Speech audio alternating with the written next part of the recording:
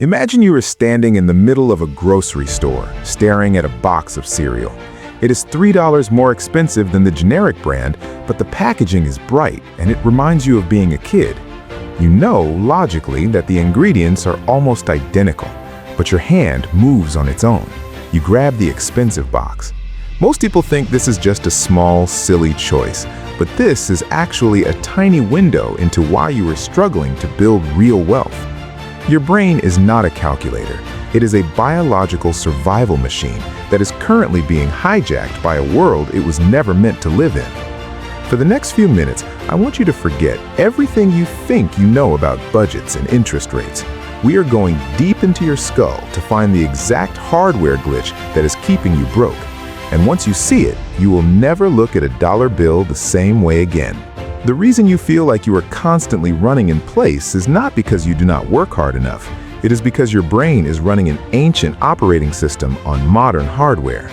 Back on the savannah, if you found a berry bush, you ate everything right then and there, because tomorrow was never guaranteed.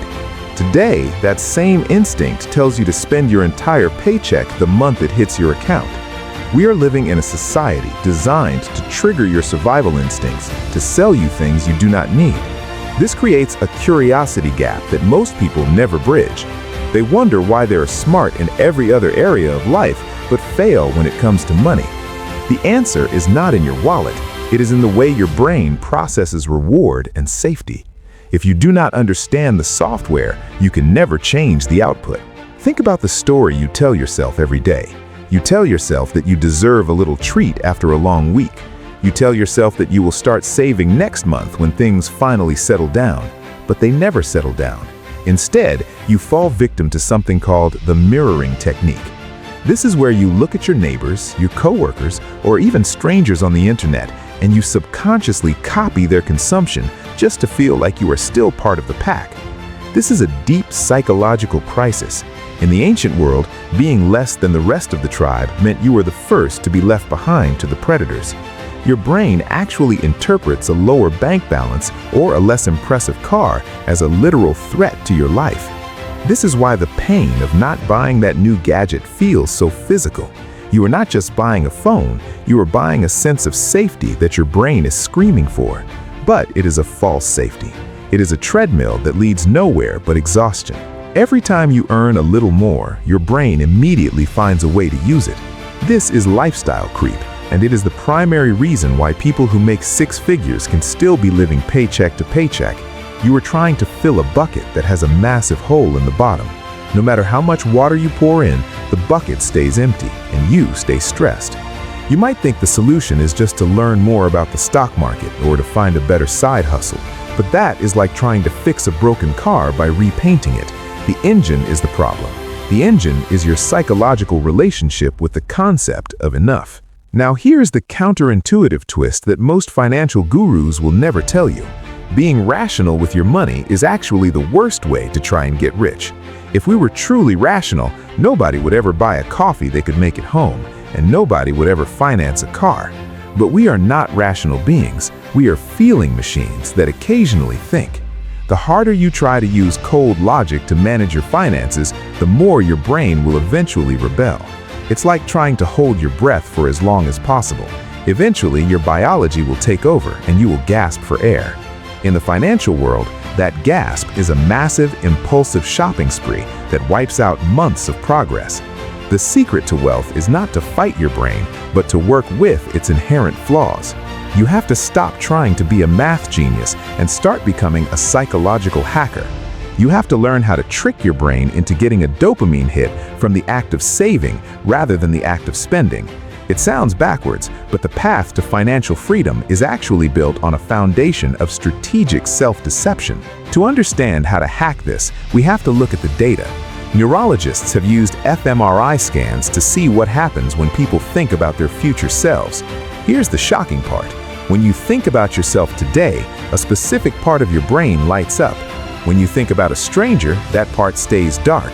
And when most people think about their retired self in 30 years, the brain treats that person like a total stranger. You are literally biologically disconnected from your future. This is why it feels so painful to save. You feel like you are being robbed by a ghost. But it gets even deeper when we look at how the brain processes a purchase. There's a region called the insula, which is responsible for processing physical pain. Researchers found that when people saw prices that were too high, their insula fired off exactly as if they had just stubbed their toe. Spending money in a very real sense hurts, so to avoid that pain, your brain looks for the path of least resistance, which is usually to find a way to justify the purchase so the dopamine can override the pain of the cost. You aren't just making a bad decision, you are caught in a chemical crossfire between a reward system that wants a hit and a pain system that wants to avoid loss. This is the technical core of your poverty trap. It is a cycle of chasing chemical highs to mask psychological lows. The data also tells us something fascinating about wealth. Most people believe that having more money will lower their stress levels, but statistics show that as income increases, the brain's focus often shifts from survival to social competition. This is where we see a major spike in behavior. You might think you want a nice house because it is comfortable, but your brain wants a nice house so that you are higher up in the invisible hierarchy of your neighborhood.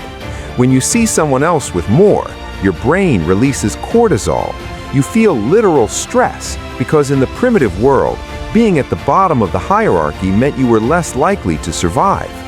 We are carrying around a nervous system that is terrified of being average.